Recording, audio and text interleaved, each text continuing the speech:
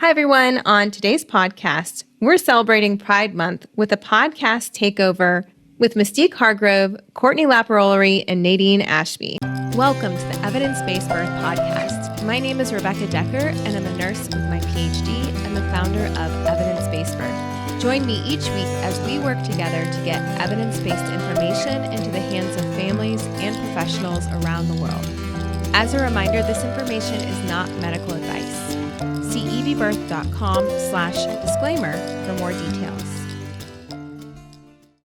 Hi, everyone, and welcome to this special edition of the Evidence Based Birth Podcast. This is only the second time we've done a podcast takeover. We did one last year with the Minnesota Healing Justice Network. And this year, I'm super excited for Pride Month that we have three amazing birth workers who are going to take over this podcast and just talk about whatever they want to talk about with you. And we are focusing on LGBTQI plus issues today and talking about the history and celebrating Pride Month. So I'd like to introduce our three honored podcast hosts today, and then I will step away. So Mystique Hargrove, she, they, is the Radical Femme CEO and creator of the Black Birth Healer. Mystique is a holistic birth and postpartum wellness specialist, incorporating traditional Caribbean and Moroccan healing practices to serve bodies in need in her community. Mystique is certified as a full-spectrum doula, a lactation educator, a childbirth educator, and a Diaspora death doula. Mystique is a Pathway 3 IBCLC mentee, an evidence-based birth instructor, where she's also currently our podcast coordinator, along with being a holistic herbal practitioner. Mystique also serves as an advisory board member for the United States Lactation Consultant Association, or USLCA. Mystique completed her Master of Science in Clinical Mental Health Counseling from North Carolina A&T State University and is currently a Ph.D. student with a research focus on inclusive services and advocacy in perinatal mental health for Black LGBTQ+ individuals. Kortney Lapeyrolerie, pronouns she, they, is a queer Black healing justice activist, birth worker, conflict mediator, and content creator. She is the founder and organizer of the Queer Doula Network, which maintains a digital LGBTQI+ birth work and birth work adjacent directory, provides workshops, and holds community spaces for LGBTQIA+ birth workers to find support. Kortney has worked with the Black Health, formerly the National Black Leadership Commission on AIDS, and the Latino Commission on AIDS, providing capacity building around communications and sexual and reproductive health. She lives in Greer, South Carolina, in a multi-generational home that keeps a well-tended vegetable garden, more than a few pets, and an endless supply of storytelling. Nadine Ashby, pronouns they, them, is a queer trans birth doula and doula educator. Nadine's work is built on a foundation of social justice and equity. When Nadine is not attending births or doing arts and crafts with their two children, you can usually find Nadine practicing their skating at the local roller rink. Nadine's birthwork journey started with their mother taking them to the births of family members and friends. Nadine leaned into the incredible transformative power that birthing people unearthed at each birth they attended. This reverence led Nadine to earn a degree in biology with the intention of becoming a nurse midwife. Nadine is the owner of Doula for All and runs the Birth Revolution, which is a doula training and birth-adjacent worker training. Welcome, Mystique, Kortney, and Nadine to the Evidence Based Birth Podcast. Thank you so much, Rebecca. Thank you for having us. I'm so excited to share this space with you guys, especially with it being Pride Month and us being queer and trans birth workers of color.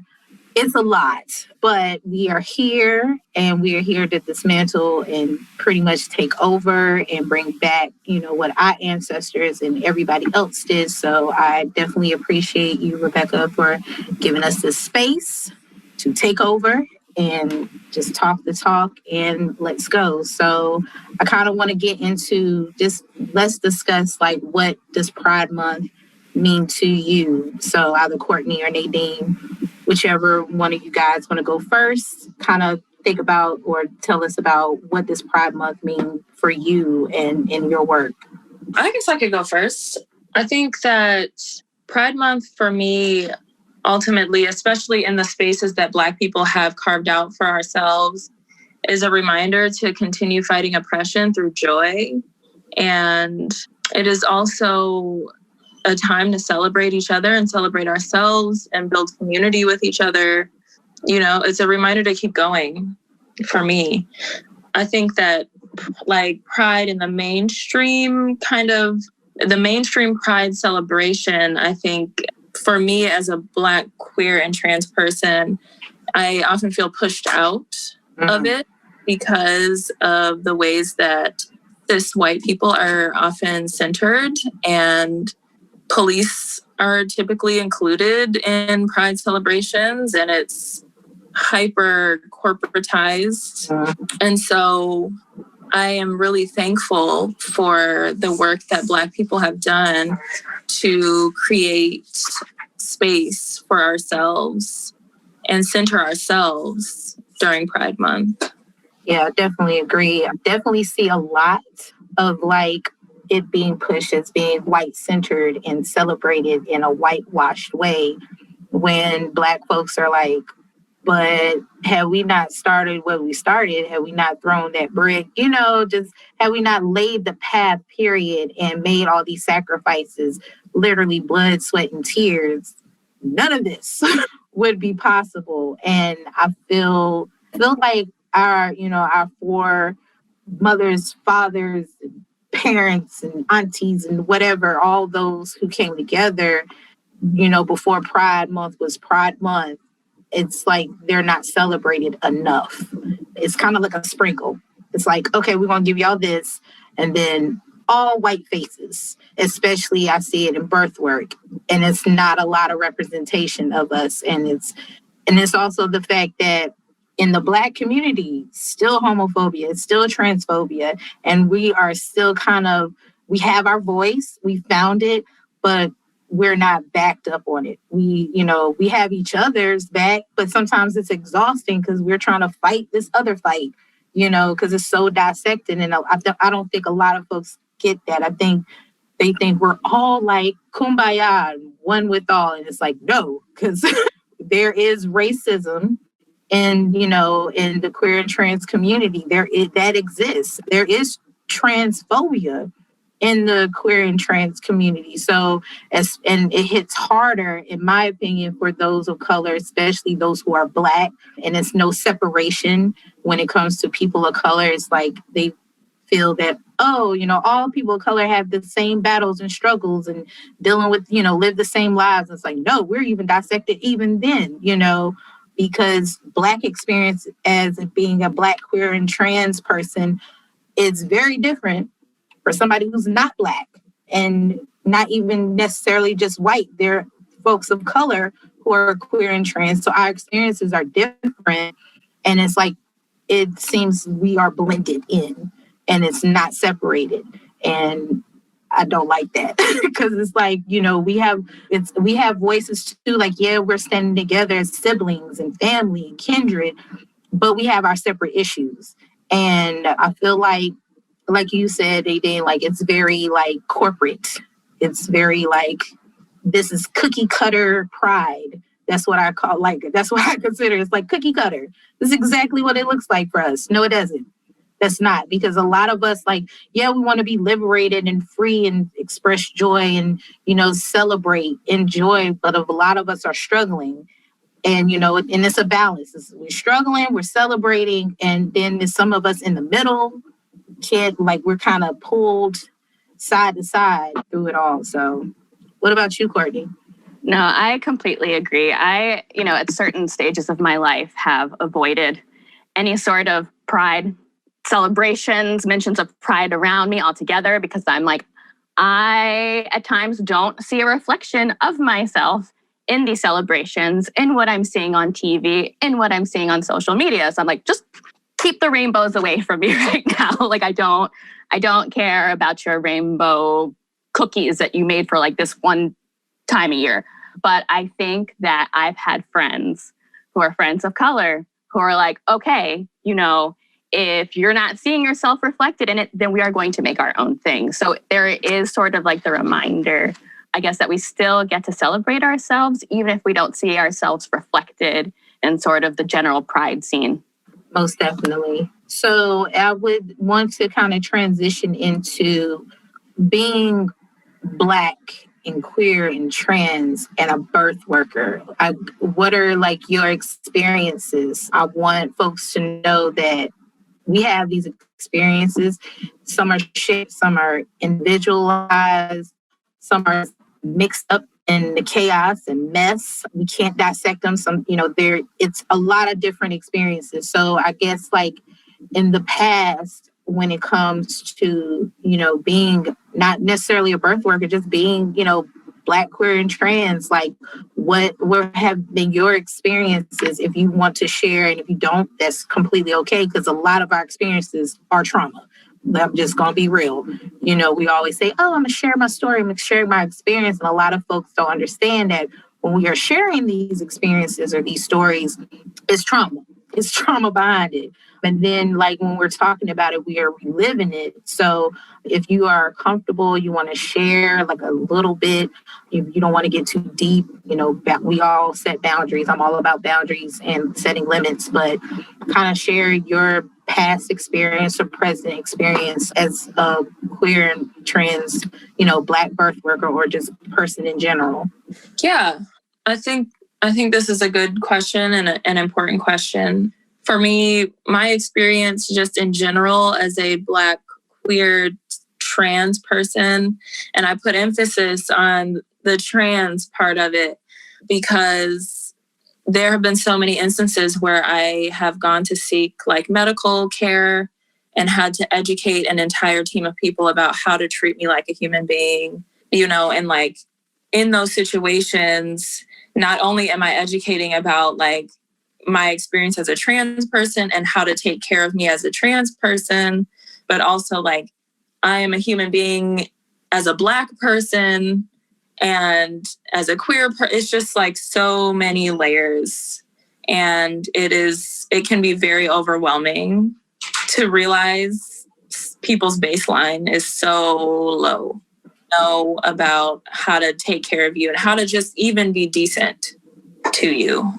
I think that in birth work, my being open about my identities has been kind of isolating because a lot of the things that I believe, about how we talk about birth, how we talk about people and their bodies, how we talk about, breastfeeding and chest feeding, and like how we talk about people's families is fundamentally different than how a lot of birth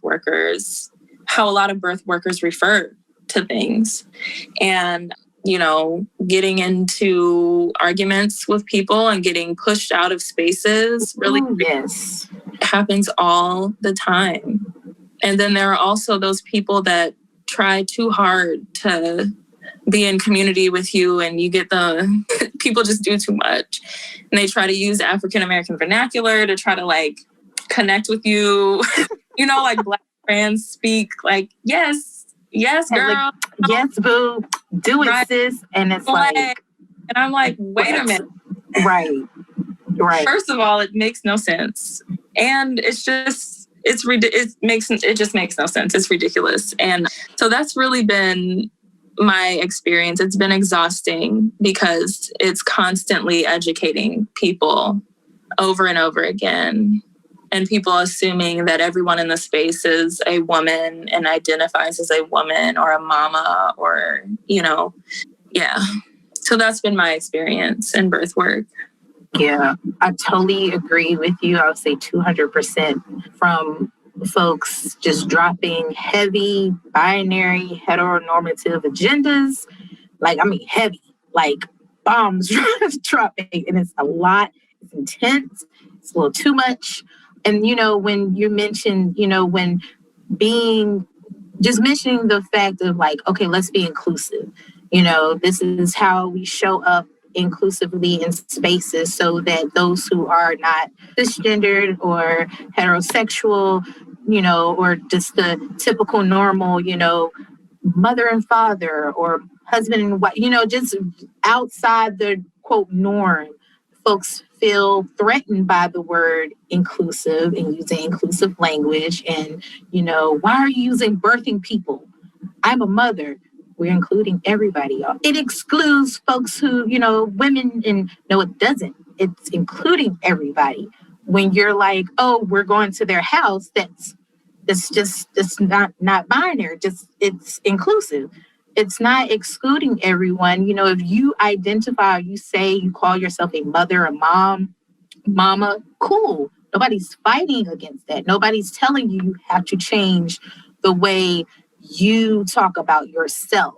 It's about creating spaces for others who are like, I don't call myself a mama or a mother, especially, you know, in the Black community.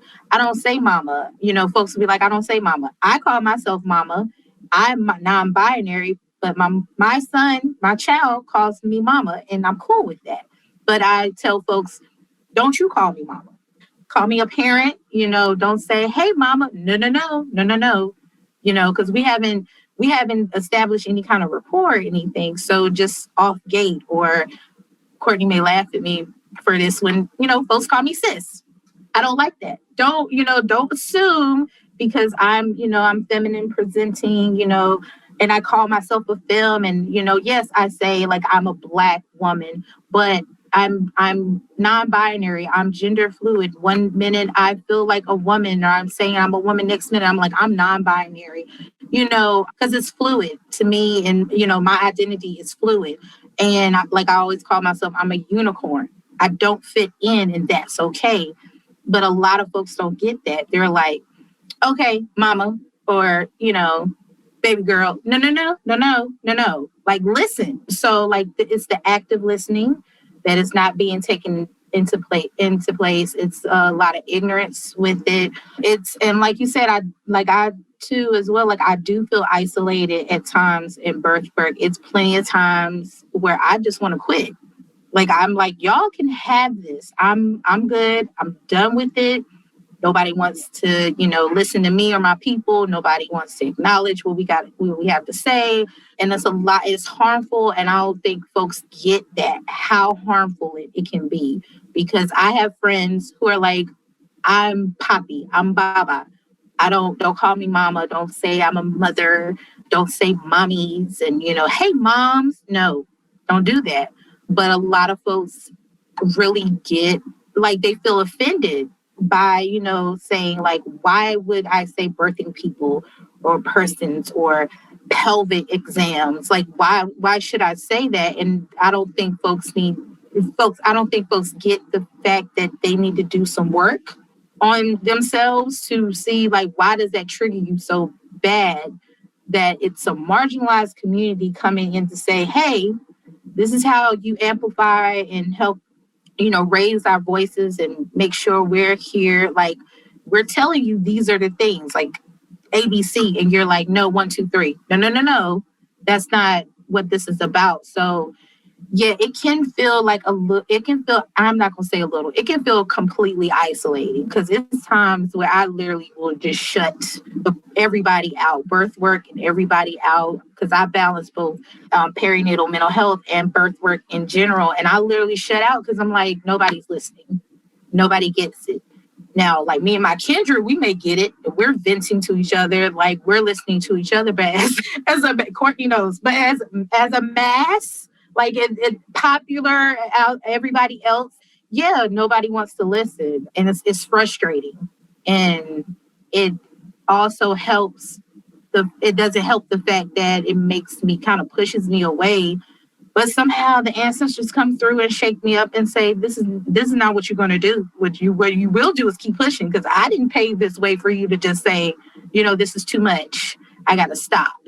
I'm quitting. I'm giving it up. Like, it's a lot. It's a lot to deal with. Did you want to say anything, Kortney?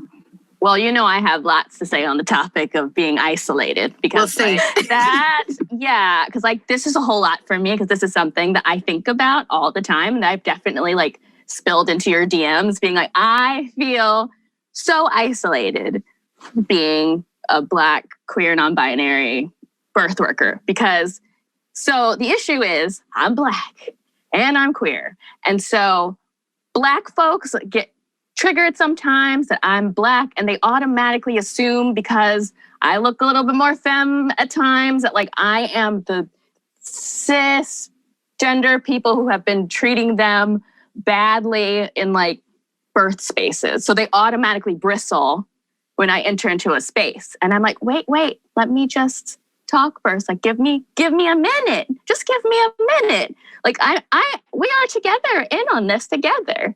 And then I have Black, straight, cisgender people who automatically assume that because I'm queer, I'm working specifically within white spaces. And they will automatically think that like I am pushing some sort of white queer agenda. And I'm like, I am not. And they also bristle. And then I have white folks who, because I'm Black, automatically that doesn't make me an authority on certain things. I do not have ownership of my intellectual property. It belongs to the world, right? And so it does make you pause and want to isolate yourself. But I'm a community organizer. I cannot silo myself. And so sometimes I am literally like, I'm going to shut this whole operation down. I'm going to shut the Queer Doula Network down because it's an emotional, like it's not a bird. It's just a lot of work. It's a lot of emotional labor, like keeping that up because I'm like trying to balance all of these folks' feelings around things and like not seeing me necessarily. And I'm like, do it, Kortney. No, I need you. Please don't leave. Don't do this to me. Like, you're my only hope. Like, what can I do? I know my plate is full, but I'll help you out. Like right now, I'll help you out. Because the way that the Queer Doula Network started, I was in a training. It was my first doula training ever. And the trainer was trying to explain. I was in Malden, South Carolina, and the trainer was trying to explain that not all birthing people are women. Now, I had been in this training for more than one day already. I had been chummy with everyone in the room, but it was all cisgender, straight, mostly white women. And the trainer brought up, okay, yeah, there are birthing people. There are trans folks who have babies. And the way they reacted was just so, like, they just folded in on themselves. They just reacted in like such a way. And I was like, yes, that's true. I'm confused. And then after I did that, I was blocked from any sort of like social networking experience during the rest of the training because they were just like, oh, we didn't know that you're like that. Because they were like, oh, no, birth is a womanly experience. It is a sacred experience, and only women who have given birth, should, be there for other women giving birth. And anything else that's not natural, and it's not real, And so I was like, oh, okay, so this is where we are. This is how this space works. Okay, where do I go as a queer birth worker to network with other birth workers? And I really didn't find anything major. So I was like, I guess I'm going to create something then. So that's how that happened. Because I was trying to break the isolation, but even within this space, I'm isolated. So I'm like, right. Yes, I definitely thank you for that because I tell folks who are queer and trans and they are, birth workers, I'm like, Queer Doula Network, if you don't know where to connect with, go there. And then just go for it. Like, because that's how I connect with other folks. I'm like, oh, we in here. Oh, okay. They're like, it's not a sprinkle of us. It's like a lot of us are, we're spread out. And, then a lot of us are already like in the streets, in the communities. So we don't have time for the fancy, promotions and marketing and stuff and that's why I try to tell folks, it's folks out here, really doing the work, not just services, there are folks like you and Nadine out here, we in these streets, we are in the streets, IG, Instagram, all that great stuff. It's great posting a picture here, there's some, fun facts or whatever when it comes to birth work, how they do it, setting the trend when it comes to marketing. But it's when you are in these streets in the community, you really don't have time for that. And especially being Black, queer, and trans, being, in this birth work, sometimes we don't have time for all that because we are balancing taking care of folks. We're balancing being, siblings, parents, family members, whatever. And then we're also balancing like our own self-care. Like we're also healing. Like we are healers in this work, but healers need healing too. Healers need breaks. Like that's how I created Black Birth Healer. Like it started pretty much just dedicated. Well, my business started off servicing sex workers in Atlanta. And I was just doing herbal medicine with them. I had a very traumatic experience in my birth.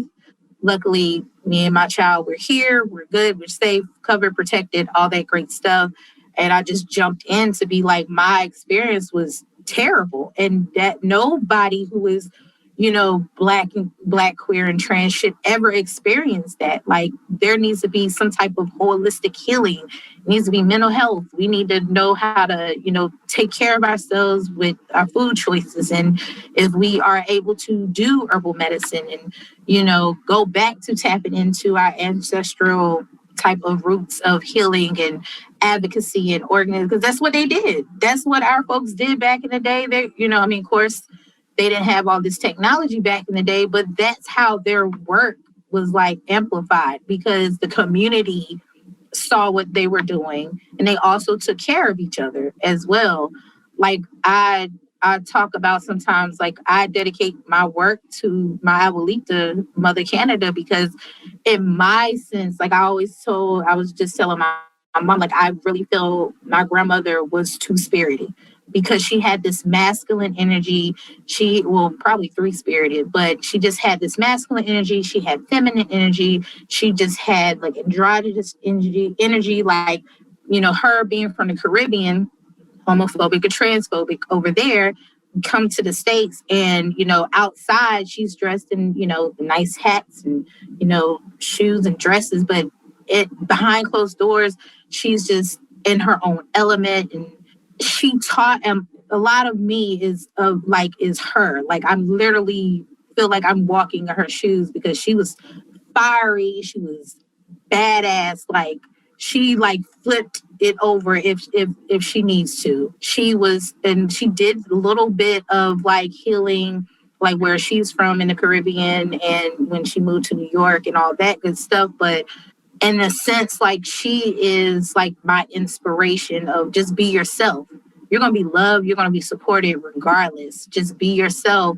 And that's where the magic happens. That's where the healing begins. And, that's what I do in this work, to just make my work more so priority over Black bodies, but definitely particularly Black, queer, and trans bodies, because I'm like, the research does not show how much we are suffering. It's very generalized.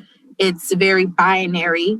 They're not taking for accountability, being accountable for, saying, hey, the LGBTQIA plus community are dealing with this, and especially if they're Black, it's very like everybody's dealing with the same thing. And if they're a person of color, they're experiencing this. And it's like folks don't get how intersectionality works. They don't understand how, like Nadine said, there are levels. There are layers, not levels. There are layers to this that folks like us, we have to navigate through. And it's like as soon as we remove a layer, we're thinking we're healed from that, we're good. It's another thing that we have to think about and heal from, and it's exhausting. But in the same time, like I love where we're going. Like I love the work we're doing now, because in the past, maybe our ancestors didn't have that chance to be that loud and bold. Some of us had ancestors who worked behind scenes and were silent. Some of us had ancestors, mostly I get where I'm coming from, are fiery. They flip it over. They don't care. Like, you're going to listen to what I have to say.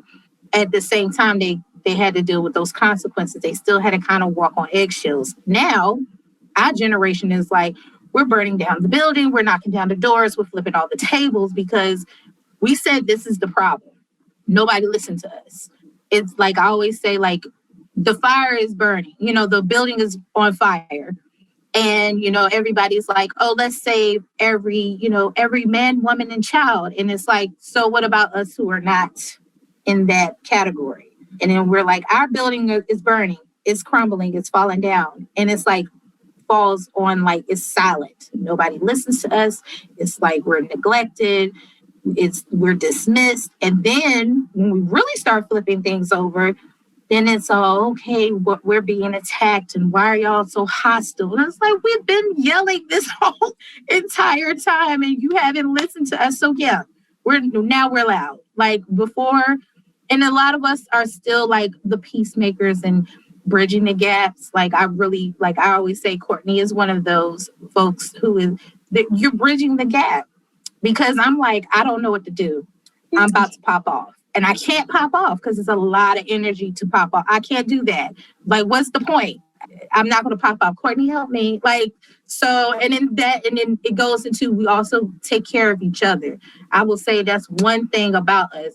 If nobody takes care of us, if nobody heals us, we do that. We do that for each other. Like, we definitely will come through and be like, okay, so clearly the outside world isn't going to help us. We're going to help each other. We're going to create our own spaces. We're going to create our own programs and training. Like we're creating what fits us. And that's beautiful. Like that's when I come back into the work and be like, okay, there is some hope into this birth work and what I'm doing. Okay. Because I see what we're doing and I see where it's going to take us. Yeah, definitely. Everything that you said is spot on. And I want to make sure that we highlight that criminalization piece. I find that everybody's like, like you have a voice, you should use it, like fight for your rights type of thing. These people who are on the sidelines and have nothing to lose, Yes. And when we do, because we do, and, Mystique, you and I seem like we are probably some fiery people because I'm also a table flipper. Yes. Like when things build up and we are not heard and people are out here slipping through the cracks, losing their lives, losing their babies because of negligence, because of Blackness, because of white supremacy culture, transphobia, queerphobia, all of the things. Yes. They look at us and they're like, oh, you are angry and violent and like big black brute. You are so aggressive. But no one looks at how aggressive and violent and torturous it is to deny somebody healthcare because you don't understand how they identify themselves and you don't understand who they are. How violent it is to, like if someone is telling you something is wrong and you are actively not listening, that is extremely violent and should be met with the same level of violence. Yeah. I've never been a nonviolent person. And so I think that that's such an important piece that a lot of people don't get, is that it's okay to be violent against us and we have to sit back and be docile. And that it just ain't it. It's not. It ain't it. And I'm really proud of the ways that we are stepping up and taking the risks in order to see to it that we're safe, that other doulas are safe, and that our kids are safe and getting the care that they need. Most definitely. Did you want to add anything, Kortney? Yeah, kind of going off that because I do have not a lot, but I have Black queer birth workers, slide into my DMs and they are like, I see so much untapped potential with people because they are afraid that if they say something, they're going to be villainized. They don't put together their training programs that are very much needed and are pretty tightly put together. They don't put them out because they're fearful that if they do, they're going to be met with backlash. And so it adds to the whitewashing of the space. When birth work has been our thing since the beginning, but it's adding. Period. More time for the people in the back. Right. But it's whitewashing the space. And so there are these people who are so talented who should have 1 million followers on Instagram. Yes. But they are being held back by this fear that if they tell the truth, there are going to be consequences. And It's just something I continue to see, and I don't know how we get around that. I really don't. And I agree. Like, I have folks who are a part of the LGBTQIA plus community, and they're Black, and they have these great ideas of like healing for grief and loss, for those who experience, take the liberated choice to have an abortion, like how to navigate through that, of making that, that decision and being supported. Like, just tough areas where we need extra hands on type of healing. And I'm like, publish it, market it, push it out. And it's like, well, I feel that if I talk about, just being Black is fine, but being Black, queer, and trans, I feel like and me being me, I'm like, I don't care. I didn't say I don't care. I say something else, but for the podcast, we want to keep it clean as possible. But I'm like, I don't care. Push it out. We need that. Like, it's so many folks who are in need. Like, we still have time. We have things that we need to grieve about, whether it's, the loss of a baby, or even we had a traumatic birth experience and a traumatic postpartum. We're trying to struggle with postpartum. Like, that's huge. Like, that's a missing link, a couple of missing links when it comes to postpartum. Like, and just, we need to create more spaces for us. I'm like, push it. But folks are like, I don't know. And I feel like the more we as a collective come together to encourage each other, to put fire under each other, like, I feel that it's going to create like something huge, something major in the atmosphere for folks to have no choice but to sit down, be quiet, and listen, so we can then collect, correct, and check you and dismantle all this mess, all the mess that, like I said, the heavy bombs that you keep dropping in birth work, so we can show you. Like I always say, put us in the front. Like, we've been on the front line. Protests, riots, all that. We Black folks been in the front lines. Queer, trans Black folks been on the front lines doing this. Like, we're the ones taking all the heat. We're the ones strategizing and saying, like, let's work smarter and not harder, and let's be wise and play chess, not checkers. Like, we're the ones doing this. Like, our experience, that's it. Like, it's no like, oh, I didn't go to school. I'm like, I don't care. Like, your lived experience, that's it. That's what qualifies you to do this. Folks, there's a lot of folks, and in my opinion, it's folks who read all the books and did all the studies and all that.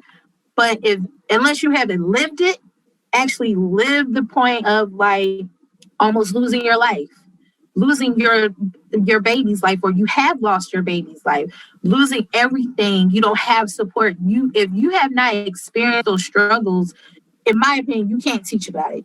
You can't write a book about it, because your background, your foundation, it comes from paper, black and white paper, words written by mostly white folks. And it's not a lot of us in the mix. I feel like a lot of us should be writing those books as well. Like, I'm like, you have a voice. Like, I'm telling you, as a, kindred to kindred, you have that voice to say, okay, I know y'all have these fancy cute, like, let's do postpartum this way. Let's go for a spa day. Let's do a spa. A lot of us don't have spa days. We can't afford spa days. Our spa days is taking a breath. Like, that's how we unwind. Like, we have to breathe through it. And like, I want to ask you guys, like, what do you feel as a collective like we need to be doing, we should be doing more as a collective, whether it's just with us or whether it's with actual allies, because there are allies and there's performative allyship. Because we experience that as well. So like, what do you see or what do you feel is needed for the future of birth work, especially like helping and healing our community and serving our community so we can be safe, period? Yeah. Well, I want to say before we jump into that to any Black, queer, trans birth workers out there, as long as you are in alignment with the truth Yes. And you are in alignment with the needs of your community, and you know what the needs are. Just fine. Yes. Ancestors got your back and will guide the way. Yes, some people feathers are going to be ruffled, but they need to be ruffled. They need to be ruffled. So I just want to give some encouragement to be brave and know that there are birth workers out there like the three of us, and there are many, many more of us who have your back and are willing to support you through this work. As far as how we move forward to create safer, more affirming spaces, I think it starts with education. And, that's why myself and a friend of mine who is also a trans birth worker, their name is B, we started Birth Revolution because I wasn't seeing much as far as birth education that centered Black, Indigenous, queer, trans experiences, and also dived into the ways that this work needs to be intersectional, looking at phobia, looking at ableism, looking at all of the different societal things and constructs that affect the people that we're working with, and how if we don't acknowledge those things, we are doing people a disadvantage. And so I think providers, midwives, and birth workers need to ultimately build competency in queer, trans, people of color identities, healthcare needs, and understanding the history. I also think that insurance companies need to get it together. Ooh, yes. Because I think that we hold each other in a way that is radically different than anybody else can hold us. Having a doula that is culturally matched with you is life-changing, and it can really save people's lives. And we deserve to be paid, and people deserve to have access to us. And midwives deserve to be paid, especially the queer trans midwives who are doing this work, who are holding these people up and keeping them safe, deserve to be paid. And a lot of midwives don't even get paid for postpartum care. And that is trash. And we know that people are dying because of lack of postpartum support, and it's not just the birth that is the most important part. Right. It's the entire journey. It's the entire journey. And they need to be paid. Okay. So that's what I envision. I also think that there needs to be, when it comes to people having access to the education to become healthcare providers and midwives, I think that the institutions need to recognize that people who have been historically pushed out of this work, even though it is the work that we have been doing forever, the work that we have taught them how to do. Ooh, come on. They need to acknowledge that they need to take these barriers away. Should we be having to pay for this? Absolutely not. How you going to charge us for our things? We should not be having to pay for this stuff. So it's also a conversation about reparations and what that looks like. So that's to happen in order for birth spaces to be safer for folks like us. Thank you. Thank you. All of it, every single part. What about you, Kortney? I think that there is absolutely an issue with folks operating, and it's because of what's happened, operating from a space of scarcity and not abundance, and kind of thinking if I share my knowledge with my fellow Black birth worker, it's going to get stolen. So I'm just going to sit here, think that I have an inferior product and not have anyone look over it because I'm afraid it's going to get snatched. And that is totally fair because white people have indeed been stealing our knowledge. So we're used to it. So we're just assuming that Black people are going to do the same thing. They're still doing it. They still take our knowledge and don't give us credit for it. Right. They still replicate the things that we create that are great and then market it and make lots of money. You're like, I don't know where I got this idea from. It just came to me in a dream. Right. I was in the shower. Like, no, you didn't. That didn't happen. That didn't happen. So, we are all working from that place of fear. And so we are not sharing with one another. We are telling each other, don't tell anybody what you're doing, because if you tell somebody, somebody's going to take it or somebody's going to taint your vision. And we would be stronger if we could work together, but we're fearful. And it's not like that fear comes from nowhere. It does come. Right. That's honestly true. Right. But I want us to get over it somehow. Right. Like, we all can eat.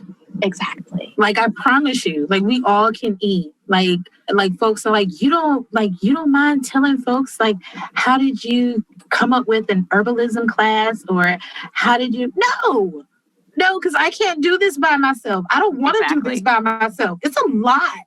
No, I tell people, I'm like, do you want to learn how to community organize in your area? How to do digital community organizing? Because I also need help. Like, I am not trying to do this by myself. Right. We have knowledge that we can share with each other. There is enough to go around. It doesn't mean replicate my ideas. That's not what I'm saying. Right. What I am saying, though, is like, take it, make it your own. Like, do what you need to do in your space. You have a lane. Find that. Don't take my lane. Just like, right. Like, I worked hard for this lane. But like, yeah. So find your lane and these are all just tools, right? So like, use these tools, and we are each other's resource. Like, please come to me. Talk to me, please. Oh, my inbox is open. You can email me, DM me, like Facebook. I don't care. I'm a resource, and I'm not going to take your idea, because I want these things to grow. I want us to be able to build community so that we can have safer birthing spaces. So I'm just going to throw this out there, Kortney. You might need to be like a birth working organizer type of marketing strategist. I don't know. You can rephrase that however you want, but we need more folks like you to like help other birth workers, especially Black, queer, and trans birth workers, to be like, how do I turn this idea into reality for my community? We need more folks. Like, seriously, Kortney. Let me just toss that out there. I have a whole like coaching thing for that. Do it. Speaking of which, how can folks find you, connect with you? Because like, this is the time I want folks to know, like, they heard us talk, but I want them to know like how to get connected with you guys more, and any projects you got going on. Like, let the people know, because this is a space to do that. So I'm gonna let y'all go first, and then I'm gonna go first. We'll go last, but I'm gonna let y'all go first. Okay, I could go.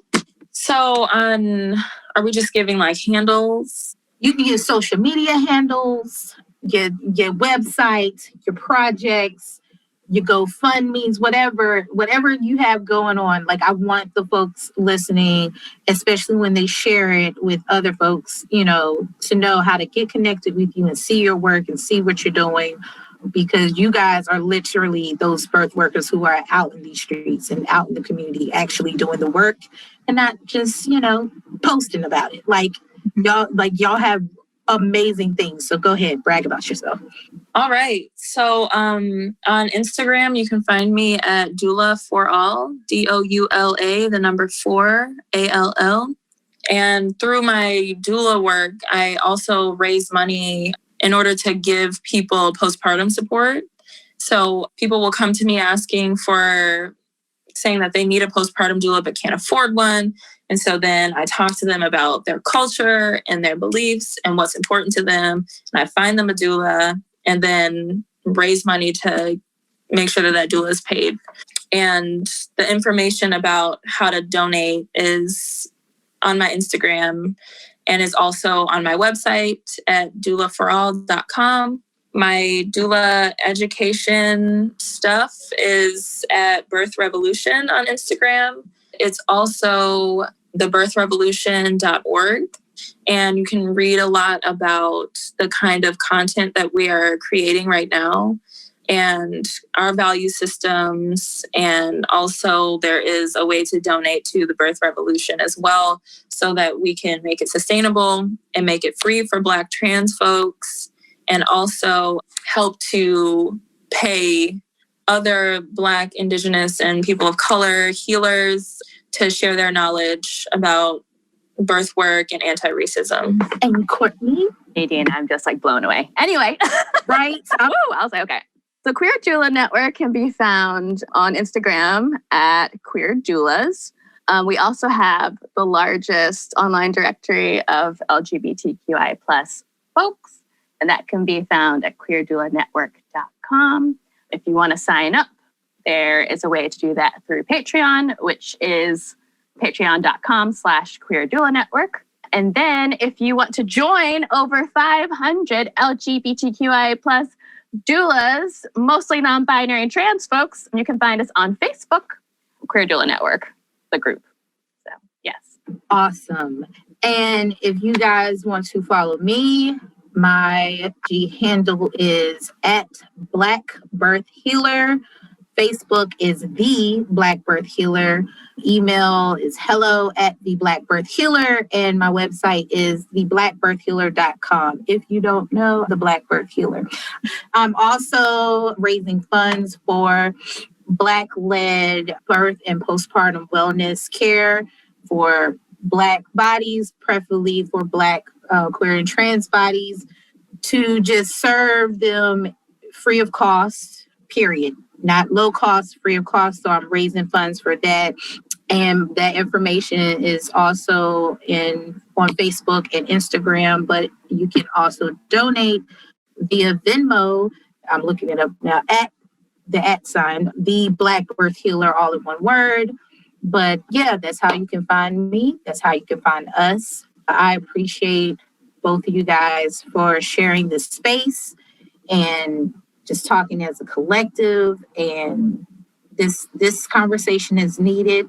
More conversations are needed. I feel like this is just a sprinkle of, what is needed in birth work, especially when it comes to serving our community. So I definitely thank both Kortney and Nadine for joining me for this podcast takeover. And I'm claiming that there'll be more of these in the future on Evidence Based Birth, because there's levels to this, and we're leveling up, we're elevating, and we're going to do even more great things individually and collectively.